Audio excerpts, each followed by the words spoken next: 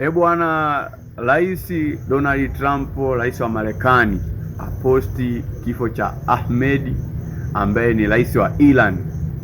Hawa ni watu ambao walikuwa na magomvi, walikuwa wanang'ania kisiwa ambacho kipo Iran, kisiwa cha mafuta ambacho Marekani walikuwa wanahitaji kiwe cha kwao, na Iran aligoma kuwapa hicho kisiwa, lakini Marekani akamtishia Iran kwamba mtapiga bomu huko nisambaratishe kisiwa chote, afu nije nimiliki kwa kisiwa kama mafuta. Iran akamaindi, akachukia, akaenda kuishambulia Israeli, ambayo Israeli ndo mpambe wa Marekani ambaye anamsaidia Marekani.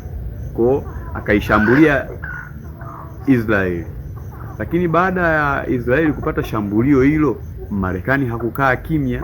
Umeona, Marekani akaamua ashambulie Iran, aishambulia baadhi ya vituo, baadhi ya majengo kama mnavyoona yanaanguka baadhi ya majengo nini.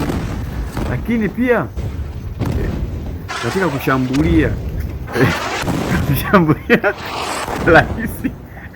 rais wa Iran ambaye yeye mwenyewe Donald Trump amemposti kwamba tayari RIP, she is dead, he is dead, Ahmed is dead. Kwa Iran hawana rais kwa sasa, ameshafariki, na leo hii wapo kwenye mazishi, umeona. Lakini kipindi wapo kwenye mazishi, ile sehemu ya uchaguzi kumchagua atakayeongoza